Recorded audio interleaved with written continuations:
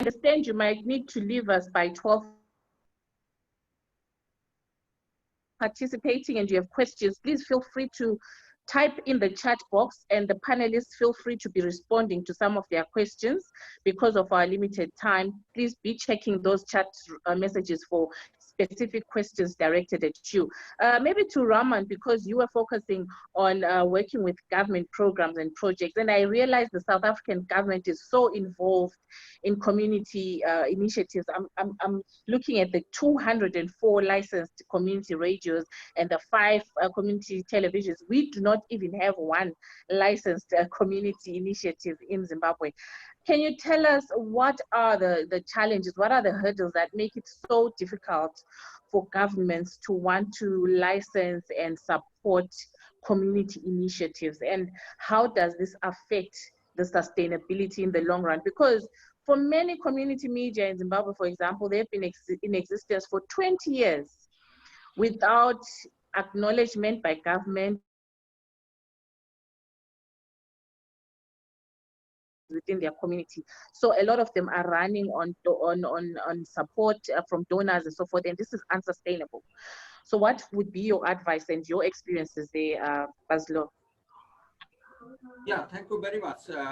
Okay, before answering your question, I would like to add something with Zelov, because the community media sector, basically, we are thinking basically old way, not a new way.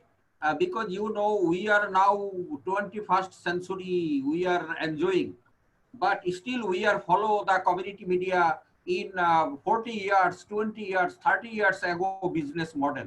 Now we have to have our new business model with a digital way. Basically, you know, most of the community media are now challenging the capability of with the harmonize with the new social media digitalization process like this. You know, earlier listening their radio through radio set. Now most of the radio listeners listening radio through mobile phone. So this is a new development from the listener side. So we have to have revisit our radio format. But still we are following the 40 years, 20 years ago radio format, 40-minute long, 50-minute long, 60-minute long format. But we need to revisit our radio format system, only 5 minute, 10 minute, more than 15 minute like this. So this is one of the area, I think, for the building capacity of the broadcaster. And broadcaster, community media broadcaster need to upskilling themselves, and as well as reskilling themselves, and as well as de-skilling themselves to harmonize with the social media, how to handle with the social media. You know, government is a only no funding provider. Now another funding provider is the Facebook. So we have to have approach to the Facebook authority. We have to have approach to the Google authority to provide contribution, to provide fund side by side from the government side. So okay, this is the new technology challenge, and we overcoming this challenge like this way, like reskilling, upskilling, and as well as reskilling of the community media broadcasters in line with the social media. Okay, now I am coming to your question. Very interesting question. Community, basically community radio content, community radio objective should be harmonized with the sustainable development goal, so that government will provide their interest for promoting, for supporting the community media. In my knowledge, most of the community radio is still awaiting for harmonize with the sustainable development goal. We have a specific sustainable goal called 16.10, call 9C. This is the our mandate from the community radio side, so that if we harmonize with our content with sustainable development goal, government easily support to us. And on the other point, like Mata, my fellow speaker already brief regarding the universal access fund. it is a very good example, I think, from the South Africa side. But in South Asia, still we are struggling for open up the universal access fund. On the other area is it is a Bangladeshi experience. We successfully advocate with the government, so that government now providing all sorts of training from the government side. So earlier we organized 20-30 training program for the community media. Now we do not organize any training program for the community media. This training provided our National Institute of Mass Communication, Bangladesh Press Institute, basically provided all sorts of training from the government side for promoting community media. We have a 1,000 community radio broadcasters all over the country. So Bangladesh government provided all sorts of training for promoting community media. On the other area is we have to have harmonized with the UN Action Plan, say like World Summit on the Information Society Action Line. Especially C9 is the media line. So we have to harmonize with this action line. And then obviously social media sector is our another new area for providing some cooperation to the community media sector, because social media, basically Facebook, Google and other social media, basically disrupted our life, disrupted our the community media sector, so that they have some responsibility to provide some funding for promoting community media in line with digitalization. Thank you. Thank you very much, Depazo. Bridget, before you go, would you like to say something? Yep. Well, first of all, thank you very much for everything that I've heard and learned. I would love to have lots of time with each of you after this. I just had one comment to you, Baslu. You talk about the digital. And I agree with you, and you are actually yourself personally, but also your movement in Bangladesh, you are at the forefront of this whole development. Very interesting. And I just wanted to share some recent research done in Europe, where you should think there should be funding and so on available to be very digital and advanced. But our research shows that the community stations that are strongest are the ones where people still meet up and do the programming together, debate, and have this sense of community. To go back to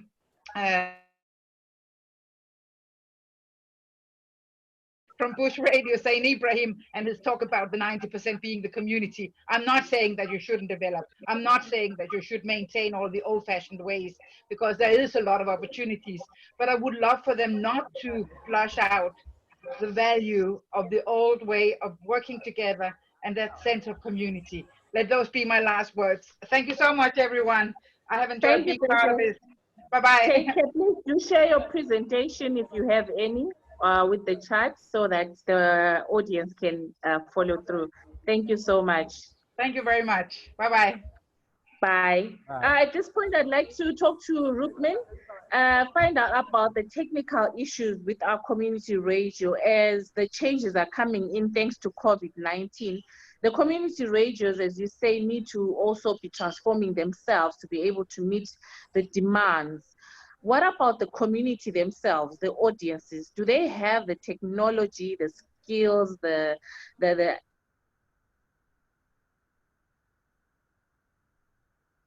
demands and the need of the 21st century in a COVID era, and to meet also the new systems that community media might be adopting in this difficult time?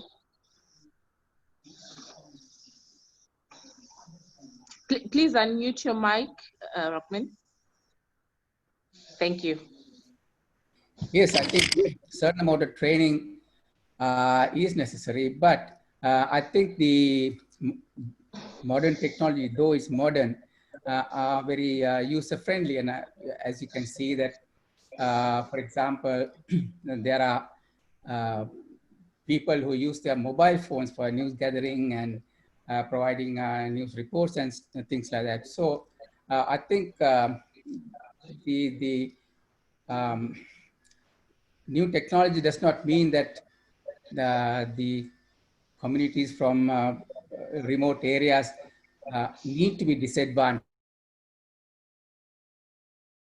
the technology as it is. I mean, for example, the mobile phone is one that is almost available with everyone, and they can capture news, and they can provide that news to a radio station or to a streaming supplier who can package this for transmission to the rest of the community. So I think, for example, I mean, a long time ago, I think around about 2010, I think, we installed a radio station in Tanzania, and we didn't have at that time what is called a telephone hybrid. But the staff there, within a day or so, they sorted out how they could do it. I mean, basically, they used the mobile phones to get calls from listeners, and they held the microphone to their own mobile phone to be able to broadcast. So, I mean, so I think the technology, new technologies can help them to be more innovative and be successful broadcasters or news providers. Zukiswa, for your support of community initiatives, does it extend to audiences as well? I'm looking, for example, at an example of Zimbabwe where the content might be there, the views might be there, but community are so impoverished, they cannot afford your basic data bundles. The network is so poor that they cannot connect, and they may not have the phones that will access the information that they need. So how then do you connect the community media to the community? Okay, first, I think let's define community in terms of the MDDA Act. For us, a community is defined by or an interest group. So in our beneficiaries, you would find that we fund religious organizations, we fund campus campus radio stations, because we've identified those as interest groups. We cannot overemphasize the need and the importance of the community media, our radio stations, to be embedded and entrenched in communities. However, it is also very real that some of these communities, where this community media is to serve them, cannot actually sustain them. It is happening here in South Africa. So we are hoping to design or to develop a sustainability model that we would like to use to categorize the community media in South Africa in terms of their ability to self-sustain, to partially sustain, and those that we think will remain unable to sustain at all. Because at the moment we find that in our package and in our same way, whether it is in a suburban area, whether it is in a rural, deep rural area, we give them the same things. What we're hoping to get at is to identify the categories of the community media that would be able to pay for some of the things and not some of the things, and be able to almost have an automatic application process where we know those that need the Wi-Fi and they need the rent and they need the money for stipends are in this category that we've defined as not being able to sustain at all, because we've been to those communities and the research tells us that there is no prospect of them sustaining, because there's just so little economic activity or none in the area. What is also important in terms of sustainability is to look at the entire value chain, the entire ecosystem of the community radio stations. What are the things that they must pay for? They must be compliant with SARS. It means they must pay money. They must be compliant with the performing arts, so the royalty collecting organizations. So when they play music, they must know that they're giving rise to that debt. But in order for them to be on air, it means that they've given rise to a debt on transmission costs. So our aim is to actually then say, if they're able to generate some kind of revenue, and colleagues, we all know that advertising is the lifeblood of any community media or any media. So if once we have built enough skills for them to be able to market themselves, which is what we do, The other training that we focus on is on financial management, because so the money would come in, but you must be able to then manage it in a way that expands or extends the rent that you have. So we found that the financial management skills are needed, but we cannot ever emphasize the need for quality content. So what are the things that these stations are talking about? It should be issues of community media, particularly I think in South Africa, but I think in the world over, that they provide a platform for public participation. They provide or they give a voice to the voiceless. They're there for social cohesion, nation building, but to also actually make sure that those communities communicate their needs and their aspirations and to the national government, and they also hold government into account. So it is very important for the community radio stations to actually then have reliable audience measurement, which is one of the things that we're still working on as the South Africans, because we've got entities that are focused on commercial radio stations. And in the last conference we had a week ago, there was a big call, a major call for us to then have a community-focused audience measurement council. So we will look at what the research is telling us, interacted and consulted with the existing audience measurement organizations. It's very also critical for the community radio stations colleagues to note that if you're not compliant with the laws, if you're not practicing good corporate governance, if you don't have the skills and capacity to manage the radio station, you're not gonna get anywhere. The geographic location I've spoken about, it's very critical for us to know what exists in those communities. Almost in Nwabane, burial societies, bazaar shops, supermarkets, what water system can happen between those stations and those businesses, small business that exist there. I think the COVID-19 has brought sharply the issue of sustainability or lack thereof by the community radio stations. So part of our support as the MDDA, once the lockdown was announced, was to launch an emergency of emergency relief. But as I'm saying now, about 15, 17 of that 20 million is depleted, and we're looking for more resources to actually then move forward, because we know that the impact, because of the lockdown and the virus, the country was on lockdown, the business was on lockdown, so the country is really struggling in terms of financial sustainability, and so that has got an impact in the community media sector. So we're looking at pulling resources from our partners. Partnerships are very critical in ensuring that you've got a vibrant community media sector. So we would like to carry the community media sector. If those partners respond to us positively, we would like to then carry on with the emergency relief. Apart from the normal grant funding, we will run concurrently support on emergency, because that is open to the community media sector in South Africa at large, not just to our beneficiaries. So that's what we're trying to do for this. But to those countries that still do not have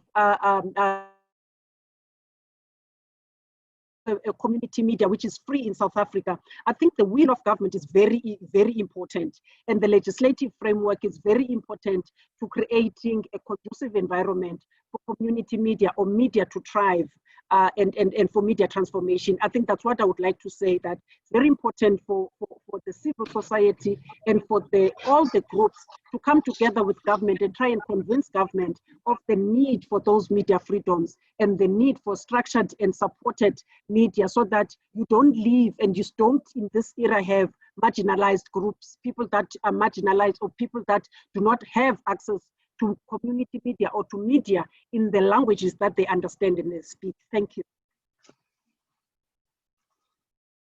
Thank you, Zukiswa. I noticed Prosper has left. I wanted to ask him a question in relation to how COVID-19 has impacted the networking with organizations that are also suffering.